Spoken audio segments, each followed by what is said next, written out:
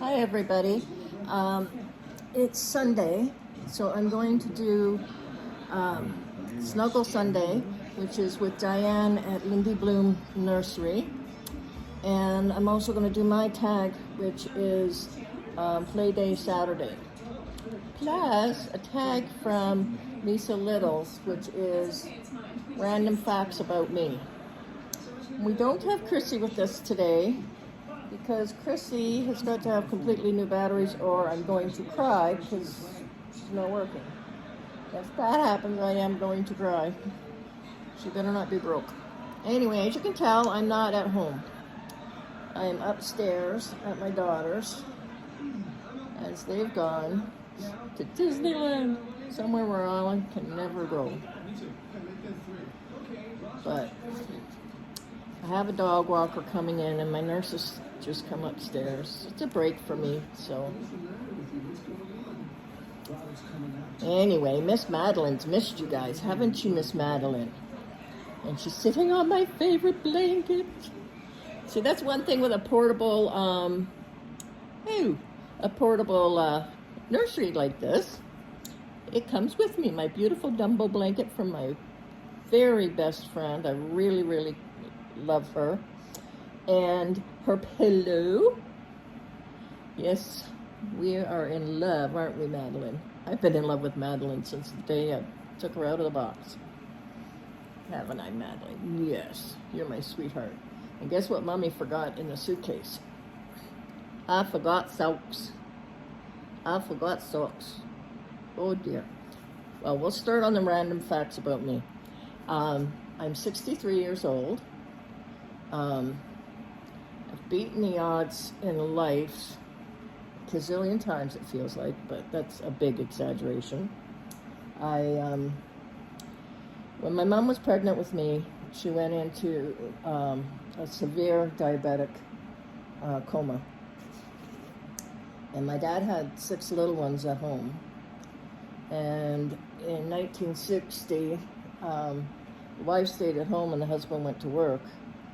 And when she took that ill, he got asked by the doctors, they could either keep my mother on life support and keep me in utero to closer to my due date, or they could pump my mom through with all this medication to save her. And but chances for me surviving were very, very slim. And if I did survive, I would probably be mentally retarded or have absolutely rotten teeth, which I have absolutely rotten teeth. But that's okay, I'm alive. But my dad obviously chose my mother, and he told me up until the day he died that he felt guilty about that. And I said to him, I wouldn't. You had that many kids at home. What were you going to do? So anyway, when I was born, the nurse that checked me, I say, did not check me thoroughly, because she said no, and she put me just on the incubator bed, as I was born 2.5 months early.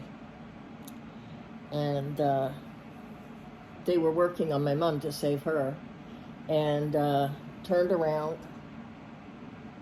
and apparently after 10 minutes, somebody heard me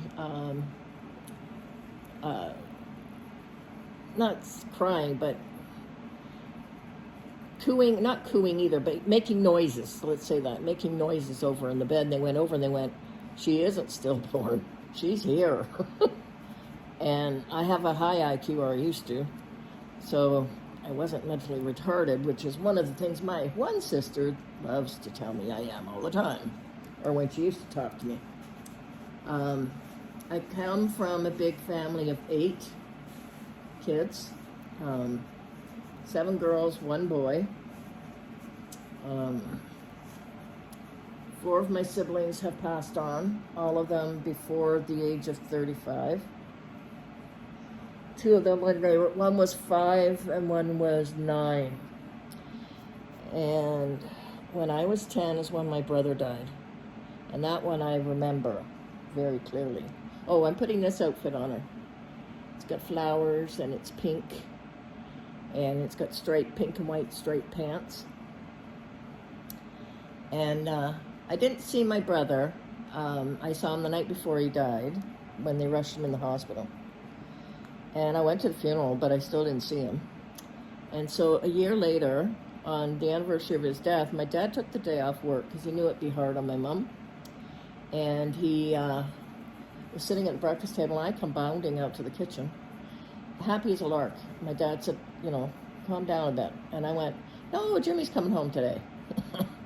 My dad was like, what did you say? And I said, Jimmy's coming home today. The hospital bored him for a whole year this time, and he's coming home.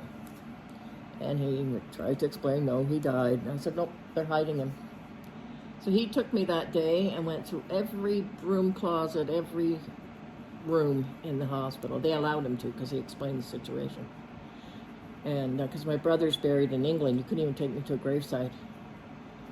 And to prove to me that no, your brother is not here.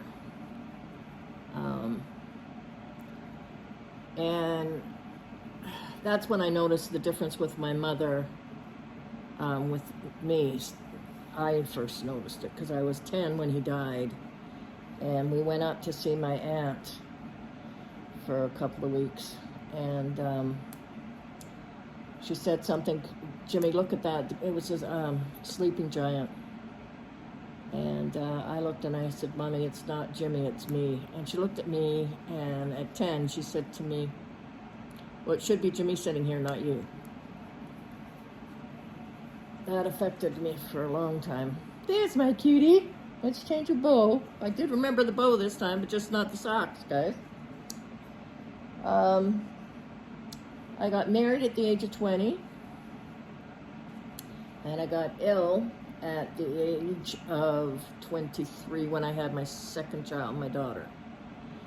Oh, look at this, guys. Look at her, she's so cute. She's so cute. Oh, she's such a beautiful baby. I had my son when I was 22, and my daughter when I was 23. And she was 2 weeks old when I got rushed to the hospital. And things weren't great. I mean, 5 times they came in my hospital room and said, we do not know why you're alive. And I do. I know God wants me here. For whatever reason God has, he wants me still here, or I wouldn't be. And I'm going to tell you 2 funny stories from then, and then I'm going to let you go for today on my random facts about me. I had this roommate at one point. My leg was in a sling, and I was having ice baths on it because I was on heparin, and I'd been given too much heparin, and I did what they call a bleed out. My leg went 3/4 of my leg was black and hard because all the skin had died, 1/3 of the muscle had died, all of that. And a patient beside me had these long nails, like that were like that long past the nail finger. And she kept going into the bathroom and counting the number of toilet sheets on the roll. I couldn't get out of bed. I didn't get out of bed for 4 months. And she'd come back, you used 10 sheets of toilet paper. You didn't need to use that many. And it was like, I didn't even go in there, lady. But anyway, this one night she came over to my bed and she stuck her nails right into the bad part of my leg, which was black. And scream, oh yes, I did. So anyway, I had to they did these dressings to try and take that black stuff off. And they'd wrap the leg in these thick ABD pads and then gauze.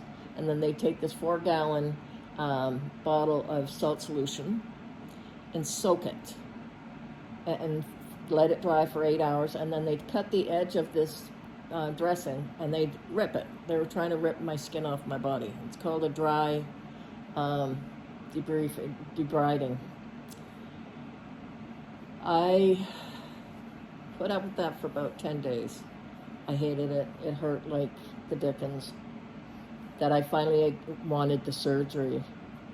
And I had to sign my consent form in front of the lawyers for the hospital because chances of survival were 5 to 10% that I was going to make it.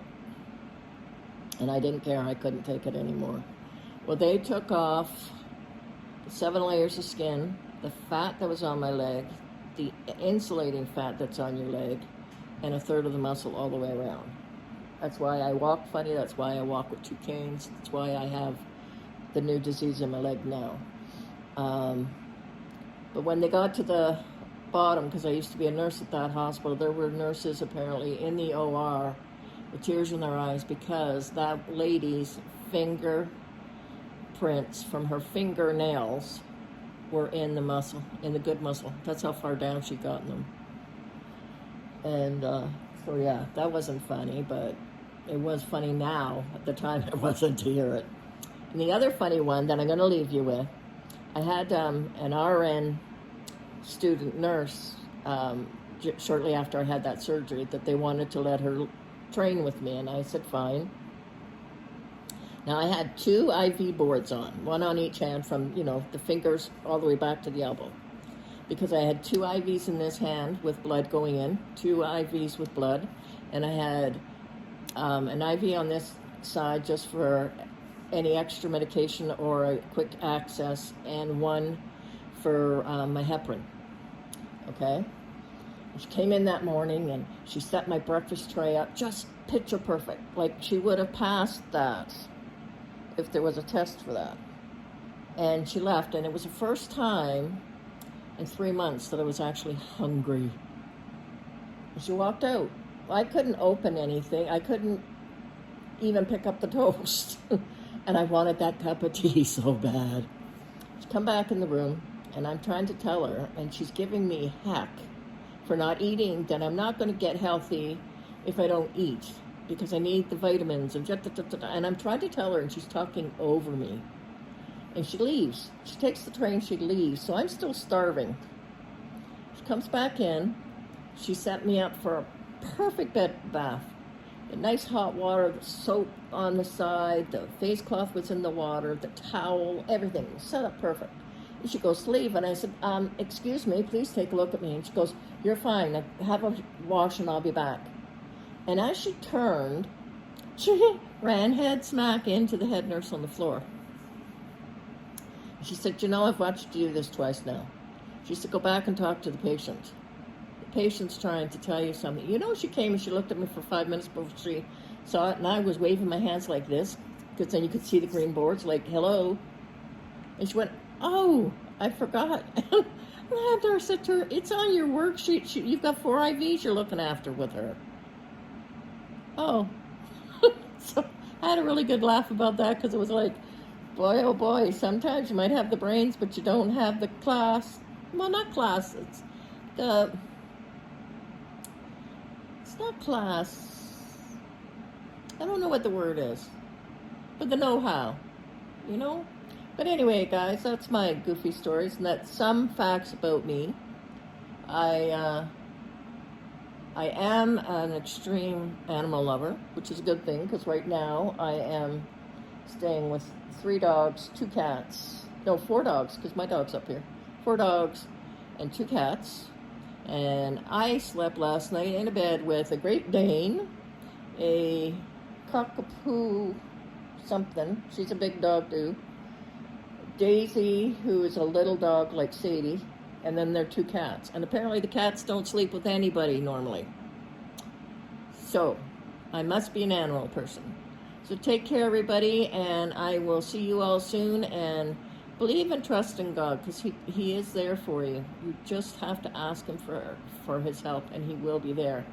Love you guys. Bye-bye.